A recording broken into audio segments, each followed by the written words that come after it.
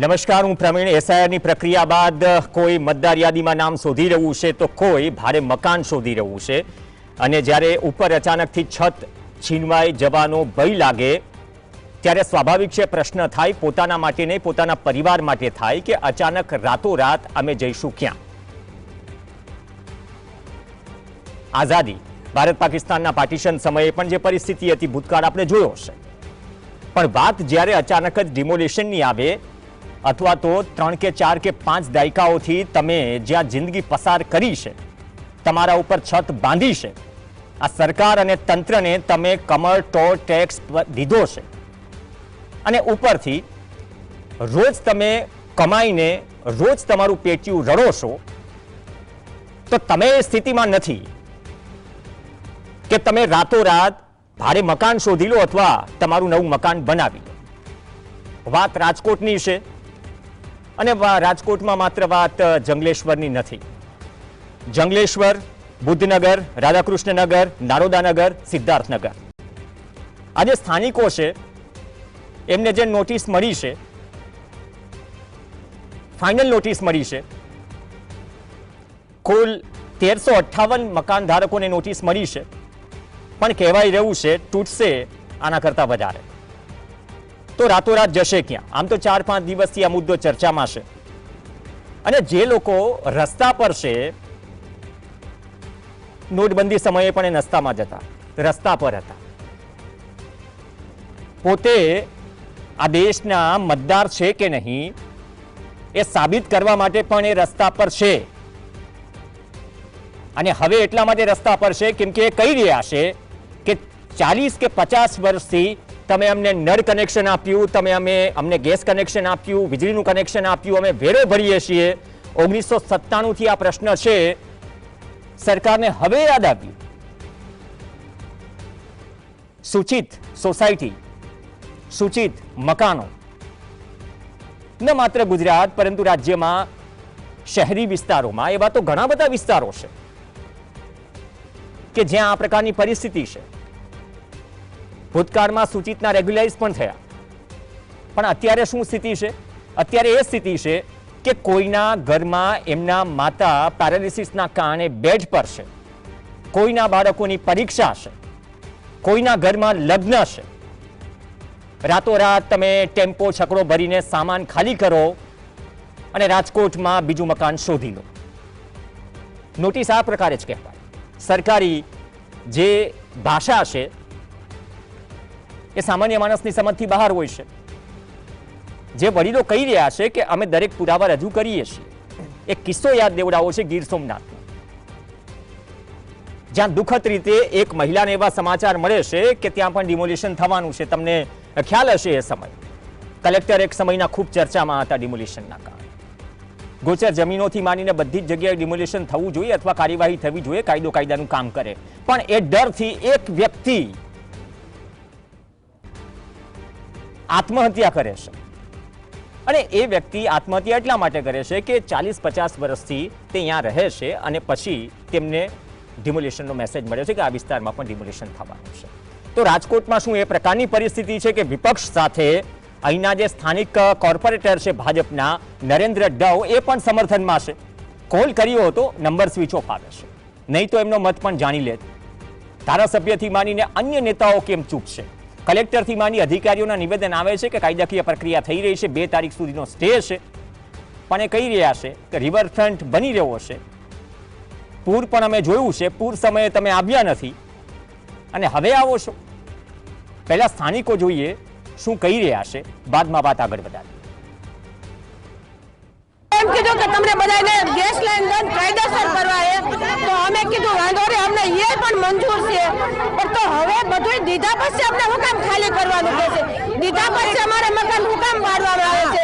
અરે સરકાર આદિ લગી બધા વર્ષ રહેતી તો પૈસા ક્યાં હતી? હા, તો અમે સરકારને એટલું જ કહેવા માંગીએ છીએ કે પહેલા સરકાર ક્યાં હતી કે પહેલા અમને થોડોક ટાઈમ આપે। જે 7 દિવસની મુદત આપી છે તો 7 દિવસમાં કોઈને ભાડે મકાન મળે નહીં અને કોઈ પણ એટલા કેપેબલ નથી કે મકાન લઈ શકે। અત્યારે કોઈને મકાન મળતા નથી. છોકરાઓને 10માની એક્ઝામ ચાલુ છે તો 10માની એક્ઝામ આપે. અને હવે બધાને સરકાર એટલી જ વિનંતી કરી કે અમને 1.5-2 મહિનાનો ટાઈમ આપે અને બીજું કે અમને થોડીક જગ્યા સામે આપે. જેમ કે 50 વારનું મકાન અમારું પાડે તો અમને સામે 25 વારની જગ્યા એને ફાળવવી જોઈએ. બીજું અમારે સરકાર પાસે કોઈ જાતની કાંઈ અપીલ છે નહીં. આટલી જ અમારી અપીલ છે. ડિમોલિશનની પ્રક્રિયા સમયે દર વખતે સવાલ ઊભા થાય કે તમે વૈકલ્પિક વ્યવસ્થા શું કરી છે. કહી રહ્યા છે કે વેકેશન તો પડવા દો, તો અમે બાળકોનું શિક્ષણ અને પરીક્ષા પૂર્ણ કરી લઈએ. એક જ સવાલ છે, દરેકને સવાલ છે. રાજકોટના પૂરેપૂરા નેતાઓ, પદાધિકારીઓ, સત્તાધિકારીઓ, વિપક્ષને બધાને એક સવાલ છે, અમે જઈશું ક્યાં? અમને કોઈ મકાન ભાડે આપવા તૈયાર નથી. સમાજના નામે થતા આંદોલન બધાએ જોયા છે, પણ અત્યારની પરિસ્થિતિએ આમાં કોઈ બાકાત નથી. તો આની પીડા સાંભળશે કોણ? પ્રક્રિયા તો જે થવાની છે થવાની છે. 3 ખાસ મહેમાન આપણી સાથે જોડાશે. રાજકોટથી આપણી સાથે રાહુલ ડાંગર જોડાશે, અફઝલભાઈ રાઉમા જોડાશે અને સ્ટુડિયોમાંથી આપણી સાથે કેવલસિંહ રાઠોડ જોડાશે. તમામનું સ્વાગત છે. અબ્દુલભાઈ, આપથી શરૂઆત કરીએ. એક જ સવાલ જે મહિલાઓથી માંડી સ્થાનિકો કરી રહ્યા છે કે અમે ક્યાં જઈશું. હવે ભૂતકાળમાં પણ આ બધા મુદ્દા ઉઠી. આમ તો ઘણા બધા વિસ્તારો રાજકોટને આવ્યા છે, સૂચિત સોસાયટીઓ બનેલી છે, પણ જે કહી રહ્યા છે કે અમારી પાસે બધું જ છે, પુરાવા રજૂ કર્યા, તમને પૂરતો સમય ક્યાં અપાયો છે, અને વાત રહી વૈકલ્પિક વ્યવસ્થાની. આ મુદ્દે ચર્ચા કે વાર્તાલાપ કે દલીલો ક્યાં સુધી પહોંચી છે? અત્યારે શું સ્થિતિ છે? સાહેબ, પરિસ્થિતિ ખૂબ જ ખરાબ અને ગંભીર છે. લોકોની સમસ્યાઓ અનરાધાર છે. હકીકતની અંદર જોવા જઈએ તો ખરેખર આ પ્રશ્ન પૂછવો જોઈએ આપણે કલેક્ટર સાહેબને કે 32 થી 35 હજાર લોકોની જવાબદાર વ્યક્તિ તરીકે એમની પોતાની શું સત્ય વાત છે? મને નથી લાગતું, કારણ કે આ બનાવ બન્યા પછી હું પોતે રાજકોટ કલેક્ટરને કલેક્ટર નથી ગણતો. મને તો એ કમિશન એજન્ટ દેખાય છે કોઈ બિલ્ડરના. કેમ કે આવડી બધી પબ્લિક 1358 નોટિસનું માત્ર કહેવાનું થાય છે. ખરેખર હકીકતની અંદર 3.5 થી 4,000 મકાન પડે છે. અચ્છા. અને 3.5 થી 4,000 મકાનની અંદર અંદાજિત 32 થી 35 હજાર તમામ સમાજ કે જે એવા સમાજ છે અત્યારે ખૂબ જ માઇનોરિટીઝની અંદર પણ આવે છે અને ખરેખર એમનું અસ્તિત્વ જૂજ જગ્યાએ છે. એવા લોકોના, એવા સમાજના પણ મકાન અહીં વર્ષોથી સ્થાયી છે. આમાં કોઈ પણ સમાજના નેતા, કોઈ પણ સમાજના આગેવાનો છેલ્લા 1 મહિનાથી આ વાત ચાલુ છે, કોઈ ડોકાળા નથી. હાલની પરિસ્થિતિ જે ફેસ કરી રહી છે ને, અમારો વિસ્તાર જ એકતા અને સંગઠિત થતી આ વસ્તુની સામે ઝઝૂમી રહ્યો છે. આ એકદમ નવી વાસ્તવિકતા છે. રાહુલભાઈ આપણી પાસે સાથે છે. રાહુલભાઈ, જે અફઝલભાઈ કહી રહ્યા છે કે કોઈ નથી આવ્યું, ચર્ચા બર્ચા થઈને અચાનકથી, આ તો નોટિસ 1300ની સમથિંગ છે, પણ 3500 થી 4,000 મકાનોની વાત છે, એટલે 3500-4,000 મકાન 40-50 વર્ષથી શું સ્થિતિ છે? થોડું તમારી પણ જે પણ પીડિતો છે એ કઈ સ્થિતિમાં છે અત્યારે, એ પણ અવાજ કદાચ એ પીડા પહોંચવી જરૂરી છે. સર, હું તો પેલા સરકારશ્રીને એટલું કહેવા માંગુ છું, તમારે અહીંયા રિવરફ્રન્ટ બનાવવું હોય તો બનાવો, અમારી કોઈ ના નથી. અમે એમ નથી કહેતા, બરોબર, સરકારી જમીન હશે. પણ હું 28 વર્ષ પહેલા એક કેસ દાખલ થયેલો, આજના ન્યૂઝમાં આવેલું છે, બરોબર. 28 અબ્દુલભાઈ મોદન કરીને કેસ દાખલ કરેલો કે આ જંગલેશ્વરની આ જમીન સરકારી હતી. તો હું સરકારને એ પ્રશ્ન પૂછવા માંગુ છું કે 28 વર્ષ પહેલા તમને ખબર હતી, કોઈ જાણ કરેલી, તમારી આગળ પુરાવા શીખે અબ્દુલભાઈ મોદકે રજૂ કરેલા કે સરકારી જમીન છે, તો હું એટલું જ કહેવા માંગીશ, તો આ બધા રાજકારણની મિલીભગત હતી, ત્યારના પૈસા ખાઈ લેવાલા પ્લોટિંગ કરીને. તો એટલી મારી માંગ છે કે પેલા આની ઉપર તો એક એસઆઈટી ટીમ બેહવી જોઈએ કે ખરેખર આમાં કોણ કોણ વ્યક્તિ સંડવાયેલું છે અને કોને કોને ત્યાં સમયે પૈસાની જરૂર હતી કે પ્લોટિંગ કરીને વેચી દીધેલા છે. અને અટાણે જે હાલના સ્થાનિકો ત્યાં રહે છે ને, એ પોતાની જિંદગીથી કમાવેલ પૈસાથી પ્લોટ લીધેલા છે, 50 વારિયા 30 વારિયા એ રીતે. અને સાહેબ, અટાણની ગંભીર સ્થિતિ એક એવી છે ને કે કોઈ પણ સરકારીથી માંડી નાનામાં નાનો વ્યક્તિ અહીંયા કોઈની મુલાકાત લે ને સાહેબ તો એનું હૈયું કંપી ઉઠે એવી અત્યારની સ્થિતિ છે. કોઈને છાનું રાખવા વાળું નથી રહ્યું. સમજાવીને થાકી ગયા બધા, એટલા ડિપ્રેશનમાં છે. 2 વ્યક્તિને એટેક આવી ગયેલા છે અને કોઈ સાંજે નિરાતે બેહીને ખાતું નથી. જે ખાધેલું રાંધેલું હોય ને એ એમને નાખી દેવાનું થાય સાહેબ, એવી સ્થિતિ છે. તો એ સરકારશ્રીની આંખો નથી ખુલતી અને 7 દિવસની નોટિસ ફટકારી અને કહી દીધું કે તમે ખાલી કરો. અને આ જાહે ક્યાં એટલું બધું વ્યક્તિ, એની સામે સરકારે કોઈ ઓપોર્ચ્યુનિટી નથી રાખી કે અમે અહીંયા સ્થાયી કરશી. બરોબર, એટલે સરકારશ્રીને વિનંતી છે તમે એકવાર ગ્રાઉન્ડ ઝીરો રિપોર્ટ જોઈ જાઓ અને વ્યક્તિની વેદના જોઈ જાઓ કે હું છે. જો તમારામાં થોડીક માણસાઈ રહી હોય ને તો અહીંયા આવીને એકવાર તમે વાત કરવા. નાના ફૂલકા રડી રહ્યા છે, લેડીઝો બધી રડી રહી છે. અને મોદી સાહેબ સરકાર તો ત્યાં લગી કહેતી કે મારી બહેનો હું ત્યાં લગી તમને આ ચૂલે રાંધવું નહીં પડે, ગેસની લાઈન આપીશ. સાહેબ બધું આપ્યું અને હવે છીનવી લેવા માંગે છે આ સરકાર. તો અમે જઈશું તો જઈશું ક્યાં? કેવલભાઈ, તમે તો કાયદાકીય રીતે લડો છો. એ જે ભાઈ વાત કરી 25 વારિયાથી માની એમની મહેનતથી જે તે સમયે, તો એક જ્યારે આજથી 28 વર્ષ પહેલાની રાહુલભાઈ વાત કરે છે તો એ સમયે પ્લોટિંગથી લઈને શું બધું મેળાપીપણાથી ચાલતું હશે, અથવા તો આટલું નગર તમે 3 દાયકામાં વસી જાય ત્યાં સુધી શું સરકારની આંખો જ ના ખુલે, સ્થાનિક તંત્રની આંખો જ ના ખુલે? અને બીજી વાત કે વૈકલ્પિક વ્યવસ્થા કરવાની વાત છે. આ દરેક પરિવારની એક સમસ્યા તો એ છે કે એ પોતાના માથેથી છત ગુમાવી રહ્યો હશે. બીજી સમસ્યા એ છે કોઈ બીમાર છે, કોઈને પેરાલિસિસ છે, કોઈના ઘરમાં લગ્ન છે. તો આ પરિસ્થિતિમાં એ આ પીડા શું સમજાય નહીં હોય? આ પ્રેક્ટિકલી માનીએ છીએ કે કાયદાકીય નિયમ મુજબ કામ થતા હોય, સરકારની પ્રક્રિયા કરે, પણ દર વખતે ડિમોલિશનમાં આ પ્રકારના પ્રશ્નો ઊભા થાય. અને આ કેસમાં આપ કઈ રીતે જોઈ રહ્યા છો? હમણાં થોડા સમય પહેલાં આપણે બધા જ લોકોએ ગીર સોમનાથ જિલ્લાના ડિમોલિશનનું જોયું. હા, અને ઘણા બધા એવા ખૂબ જ ઓછી આવક ધરાવતા વંચિત સમુદાયના લોકોના મકાનોને બેઘર કરી દીધા, એમના મકાનો તોડી પાડવામાં આવ્યા. હવે રાજકોટનો વારો છે, એટલે સરકારી જમીન ઉપરનું દબાણ હટવું જોઈએ, બિલકુલ વાજબી વાત છે. પણ એવું કયું ગામ છે કે જ્યાં સરકારી જમીન ઉપર દબાણ નથી? આપણે ગાંધીનગર પણ જો જોઈએ તો ગાંધીનગરમાં પણ કેટલું બધું અનઓથોરાઇઝ કન્સ્ટ્રક્શન છે. ઇવન સેક્ટર 1, સેક્ટર 2 કે જ્યાં શું કહેવાય કે IAS IPS લોકો જે લોકો રહેતા હોય છે, સેક્ટર 18 છે, 19 છે કે જ્યાં બધા નેતાઓના મકાનો છે, ત્યાં પણ ઘણું બધું અનઓથોરાઇઝ કન્સ્ટ્રક્શન છે. તો વાત એ છે કે ફક્ત દંડો છે સામાન્ય વર્ગના લોકોને બતાવવામાં આવી રહ્યો છે.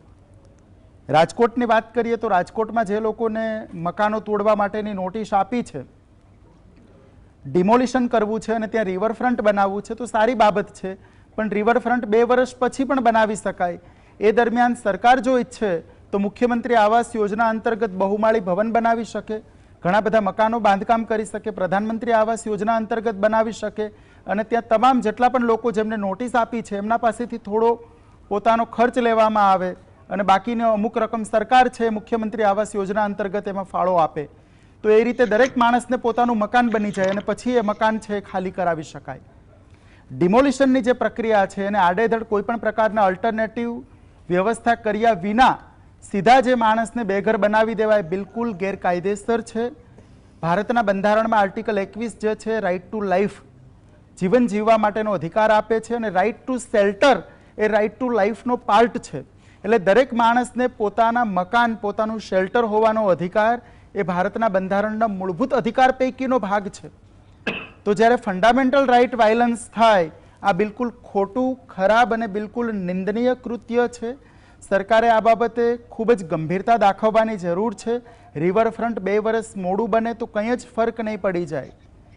ત્યાં સુધીમાં જેટલા પણ જે પીડિતો છે કે જેમના મકાનો પાડવાની નોટિસ આપી છે એમને 2 વર્ષ સુધીનો સમય આપવામાં આવે ને એ દરમિયાન સરકાર છે એ સરસ મજાના મુખ્યમંત્રી આવાસ યોજનાના મકાનો બાંધકામ કરે. બાય ધ વે, આવાસ યોજનામાં સૌથી વધારે ખરડાયા ત્યાંના સ્થાનિક અધિકારીઓ, પણ એ પણ સ્કેમ એક બહુ મોટું રાજકોટ બહાર આવ્યું હતું.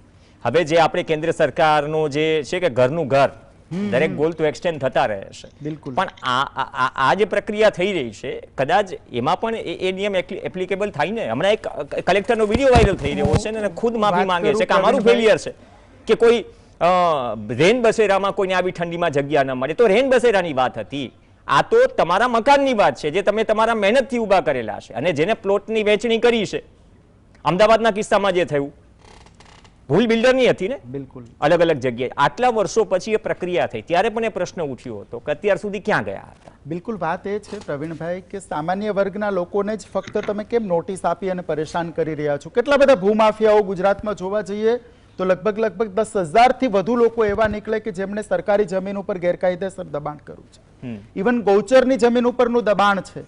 ઇવન સત્તાધારી પક્ષના પણ નેતાઓ છે, વિપક્ષના નેતાઓ પણ છે, ત્રીજા પક્ષના નેતાઓ પણ છે. કેટલા બધા લોકો છે કે જેમણે સરકારી જમીન ઉપર દબાણ કર્યું છે. ઇવન ઓફિસરો પણ છે કે જેમણે સરકારી જમીન ઉપરનું દબાણ કર્યું છે. તો એમના સામે કાર્યવાહી કરવાના બદલે જે લોકો દૈનિક રીતે કમાય છે અને રોજનું કમાય અને રોજનું ખાય છે આવા લોકોને પરેશાન કરવા માટેની આ જે કંઈ પણ પ્રોસિડિંગ છે એ બિલકુલ ખોટું છે. ઇવન હમણાં ગીર સોમનાથ જિલ્લામાં જે નોટિસો આપવામાં આવેલી અને ગીર સોમનાથ જિલ્લાના સ્થાનિક લોકો વતી અમે ગુજરાત હાઈકોર્ટ ગયા અને ગુજરાત હાઈકોર્ટે ઇવન ગીર સોમનાથમાં તળ ગામે પણ સ્ટે આપેલો. એ પછી હમણાં 1-1.5 મહિના પહેલા કાજરડી ગામે મકાન તોડવાની નોટિસ આપી. ત્યાં પણ સરકાર જે ગુજરાત હાઈકોર્ટે છે એ આ નોટિસના સામે સ્ટે આપ્યો. એટલે ઇવન હાઈકોર્ટ પણ સમજે છે કે સામાન્ય પરિવારના લોકો પોતાને આખા જીવનના પૈસા બચાવી અને એક નાનકડું મકાન બનાવતા હોય અને એને તોડી પાડવા માટેનું જે કંઈ પણ આ નોટિસ આપી અને ફક્ત 2-4 દિવસમાં ખાલી કરવા માટેનો જે હુકમ કરવામાં આવે છે બિલકુલ ગેરવાજબી છે. જ્યારે પણ આ મકાન બનતું હતું ત્યારે તમે કેમ એમને ન અટકાવ્યું? તમે જ્યારે લાઇટનું કનેક્શન આપવાનું હતું ત્યારે તમે કેમ વાંધો ન ઉઠાવ્યો? પાણીનું કનેક્શન આપવાનું હતું ત્યારે તમે કેમ વાંધો ન ઉઠાવ્યો? તો આ બધી બાબતો છે કે જે ગ્રામ પંચાયત, નગરપાલિકા અથવા મહાનગરપાલિકા જે છે એમણે જે તે વખતે મકાન બનતું હતું ત્યારે જ જો અટકાવી દીધું હોત તો એ માણસના આટલા પૈસા બચી જાત અને કોઈ બીજી જગ્યાએ કાયદેસરનું પોતે મકાન ખરીદી શકો હોત. ઓકે, અફઝલભાઈ છે. અફઝલભાઈ, માનો છો કે એ સમય કે થોડી રાહત મળશે? કેમ કે સમય પણ મળવો જોઈએ ને જે કેવલભાઈએ વાત કરી છે કે વૈકલ્પિક વ્યવસ્થા, કેમ કે તમે જે આંકડો કીધો છે આંકડો એટલો મોટો છે કે પગ નીચેથી જમીન ખસી જાય. આમાં જે લોકો ઉપર વીતી રહી છે એ સમજી શકે. પ્રવીણભાઈ, સાચી વાત તમને કરું તો ખરેખર અમને અને મારી આ વિસ્તારની તમામ પબ્લિકને હાઈકોર્ટ સિવાય અત્યારે કોઈ આશરો નથી અને ન્યાયપાલિકા ઉપર અમને ભરોસો છે. પણ એક બીજી વાત કરું કે જે રીતે આપણા ભાઈએ વાત કરી કે રિવરફ્રન્ટ, અને તમારા મોઢે પણ મેં શબ્દ સાંભળ્યો રિવરફ્રન્ટનો, હું તમને એના માટેની એક ખાસ વાત જણાવી દઉં. 2013માં જયારે રિવરફ્રન્ટની વાત આવી પછી આ રાજકોટની અંદર છે ને 3 ફેઝમાં કામ કરવાનું હતું. 4 ફેઝમાં. એક ફેઝનો ખર્ચો હતો 1500 કરોડ રૂપિયા. ટોટલ 6000 કરોડ રૂપિયાનો રિવરફ્રન્ટની વાત હતી. પણ હકીકતમાં અમે જયારે આરટીઆઈ કરી આ બાબતની ત્યારે અમને ખબર પડી કે રિવરફ્રન્ટ નામનો પ્રોજેક્ટ રાજકોટ મ્યુનિસિપાલિટીએ બહાર જ નથી પાડ્યો. અચ્છા, જામનગર જેવું થયું તમારે? હા, આજી નદી સફાઈ અભિયાન છે. રિવરફ્રન્ટ નામની કોઈ વસ્તુ જ નથી. અને હે ને આના સિવાય અમારા રાજકોટ વાસીઓને પણ બધાને અંધારામાં જ રાખવામાં આવ્યા કે જંગલેશ્વર એક જ એવો વિસ્તાર છે કે જે રિવરફ્રન્ટનું સમર્થન નથી કરતું ને એના હિસાબે રાજકોટનો રિવરફ્રન્ટ અટકી ગયેલો પડ્યો છે. અચ્છા. હા, એટલે તમામ રાજકોટની પ્રજાને પણ છે ને અમારા વિસ્તારની સામે ઊભું કરવામાં આવ્યું એક વિરોધી તરીકે. હું એ બધાને તમારા માધ્યમથી કહેવા માંગુ છું, મારી પાસે એના પુરાવા છે લેખિત કોર્પોરેશનના. અને અમારા ચાલુ ધારાસભ્યએ છેલ્લા 2 વર્ષની અંદર એક વખત એવું સ્ટેટમેન્ટ પણ આપેલું હતું કે રિવરફ્રન્ટનો પ્રોજેક્ટ કોઈ પાસે નથી, જેનું ન્યૂઝનું એનું ઇન્ટરવ્યુ છે, એનો વિડીયો પણ અમારી પાસે સાચવેલો છે. એટલે રિવરફ્રન્ટના નામે આખી રાજકોટની, આખી ગુજરાતની તમામ જનતાને ખાલી ઊંધા ચશ્મા પહેરાવવામાં આવ્યા છે. રાજકોટમાં રિવરફ્રન્ટ નામનો પ્રોજેક્ટ કે છે જ નહીં. અને સૌથી મોટો સવાલ તો એ છે કે રિવરફ્રન્ટ પછી બનાવજો, પેલા નદીને નદી તો બનાવો, છે તો ગટર ઘણી જગ્યાએ પરિસ્થિતિ.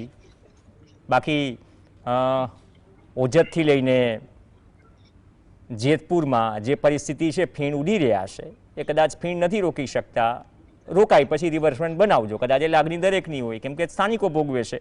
રાહુલભાઈ, આપને આશા છે કે સમય મળી જશે થોડો? મતલબ કે હા, વૈકલ્પિક વ્યવસ્થા એક તો પહેલી વાત છે ને, જે હાઈકોર્ટની વાત કરી અફઝલભાઈએ અને રિવરફ્રન્ટની વાત કરી, તો આમાં તો કદાચ કોઈ બાકાત નથી. અને બીજી વાત, જે લોકો રહેનારા છે, રહેનારા માટે એવું છે કે રોજનું કમાઈને રોજનું ટક રડે એ પ્રકારની પરિસ્થિતિ છે. તો એ પરિસ્થિતિમાં તમે આ બધી વ્યવસ્થા આટલા સમયમાં કરી શકો એ તો નથી લાગતું કે અધિકારીઓ પણ સ્વીકારતા હશે, ઓફ ધ રેકોર્ડ નેતાઓ પણ સ્વીકારતા હશે, સ્થાનિકો. એટલે એ પ્રશ્ન ઉઠાવું જ્યારે આપણે સાહેબ રાજકોટના વિકાસની વાત હોય ને, બરોબર, એ રસ્તો હંમેશા ગરીબની ઝૂંપડી થઈને જ જાય છે વિકાસ, એટલું યાદ રાખજો તમે. અને બીજી વાત આ 1500 કરોડ 1600 કરોડ ને 20,000 કરોડના આ જે બ્યુટી રિવરના જે સપના દેખાડે છે પબ્લિકને, બરોબર. આ જંગલેશ્વર વિસ્તારનું સાહેબ તમે જોઈ જાવ નદી કિનારો, એમાં સરકાર છે વહેલું એમનેમ તણાઈ છે ને 1500 કરોડ રૂપિયાની હજી એમને વહેલું પડી સાહેબ. એના કીધે વેલ નદીની સાફ નથી થઈ અને એમ કહે કે અમે બ્યુટી રિવર બનાવવાના હી. તમે અહીંયા કેમ વિકાસ કરશો? અને બીજી વાત રહી રિવરફ્રન્ટની, આ જંગલેશ્વર વિસ્તાર કદાચ સાહેબ આખો પાડી નાખે ને, બરોબર, તોય અહીંયા રિવરફ્રન્ટ બને એવી પોઝિશન જ નથી રહેવા દીધી. કારણ કે એવડી પેલા જગ્યા જ નથી કે અહીંયા એને રિવરફ્રન્ટ બની શકે કોઈ પણ સંજોગોમાં. છતાંય મને એ નથી સમજાતું, આ બધાને સરકારે બધી મિલી ભગત કરી અને બધાના વિડીયો અને વાયરલ થઈ ગયા છે કે આવી રીતના આ વ્યક્તિએ કીધેલું, બરોબર, કોર્પોરેટર છે કે રિવરફ્રન્ટ બનાવવાની મંજૂરી આપેલી હતી ને હવે અમે ના પાડી કે એટલી સોસાયટી આમાં નથી આવતી. તો મને તો એવું ક્યાંક ને ક્યાંક લાગે આ બધાને સાફ કરી મોટા મોટા બિલ્ડરોને આ જમીનો વેચી દેવાની અને ગરીબ માણસને છતવીનોના કરી નાખવાના. આ સરકારની અટાણી એક જ નીતિ રહી છે, બીજી કઈ નીતિ નથી. એટલે મને હવે આ સરકાર ઉપર કોઈ ભરોસો જ નથી લાગતો સાહેબ. સ્થાનિક કોર્પોરેટર પહેલા સમર્થનમાં હતા, ખુદ વિપક્ષ તો કરી જ રહ્યું છે, પણ એકાદ મિનિટ જેટલો સમય બચ્યો છે. કેવલભાઈ, શું લાગે આમાં વિકાસથી કોઈને કંઈ વાંધો ના હોય, જ્યારે સામાન્ય નાગરિક પણ કહે કે અમને કંઈ વાંધો નથી, પણ થોડું પ્રેક્ટિકલી વિચારો પણ ખરા, અમારી થોડી વ્યવસ્થા પણ કરો. અમે સહયોગ ટેક્સ તો આપી જ રહ્યા છે, એવું તો છે નહીં કે ટેક્સ નથી આપી રહ્યા, બધા જ આપી રહ્યા છે. તો અત્યારની પરિસ્થિતિ SIR પછી મતદાર યાદીમાં નામ શોધે કે ભાડે મકાન શોધે? આ તો અઘરી પરિસ્થિતિ છે. વિકાસ બિલકુલ થવો જ જોઈએ, પણ માણસના જીવના જોખમે વિકાસ થાય એ કેટલું વાજબી છે? આટલા 4-5 હજાર પરિવારના લોકોને રોડ રસ્તા ઉપર લઈ આવી અને કદાચ આપણે ત્યાં રાજકોટનો વિકાસ કરીએ તો એ બિલકુલ વાજબી નથી. સરકારે આ લોકોને એક્સટેન્શન આપવું જોઈએ, મારું તો સ્પષ્ટ માનવું છે. અને માનો કે કદાચ જો આ એક્સટેન્શન ન આપે તો તમામ લોકોએ ગાંધીનગર મુકામે અહીંયા સત્યાગ્રહ છાવણી ઉપર 4000 લોકોએ અહીંયા જ અનિશ્ચિત સમયના ધરણા ઉપર બેસવું જોઈએ.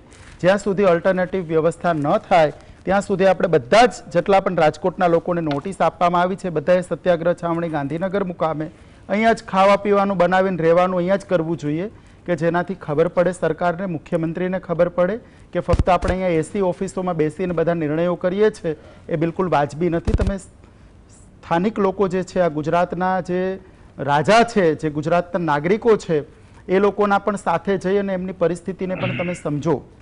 અત્યારે અધિકારીઓ જે છે એ પોતાની મનમાની ચલાવી રહ્યા છે, તો અધિકારીઓની મનમાની સામે જેટલા પણ સરકારમાં બેઠેલા લોકો છે, મંત્રીઓ છે, મુખ્યમંત્રી છે, નાયબ મુખ્યમંત્રી છે, એ લોકોએ સમજવું જોઈએ, લોકોની વેદના સમજવી જોઈએ. વેદનાઓ ફક્ત ભાષણોમાં બોલવાથી નહીં થાય. તમે એમની ત્યાં સ્થળ વિઝિટ કરો, સ્થળ વિઝિટ કરી અને તમે જુઓ કે શું પરિસ્થિતિ છે. અને એ લોકો આટલા સમયથી ત્યાં રહી છે, 50 વર્ષથી 60 વર્ષથી, તો ત્યારે તમે અટકાવ્યા નથી.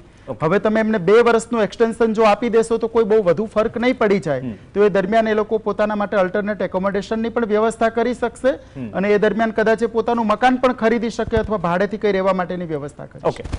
અત્યારે તો આત્મનિર્ભર બનાવી દીધા છે અને કદાચ સંવેદનશીલતાની અગ્નિ પરીક્ષા છે જે લોકો ભોગવી રહ્યા છે, એમની તો છે જ, સરકારની પણ છે. બાકી મુખ્યમંત્રી સંવેદનશીલ છે, તેને જૂનાગઢમાં જઈને એમ પણ કહ્યું હતું કે હોકળા પરના દબાણો હટવા જોઈએ અને એક નેતાની એક બિલ્ડિંગ હતી એના ઉપર રસ્તો વોકડા ઉપર બની ગયો હતો, એ પણ ઓન રેકોર્ડ છે.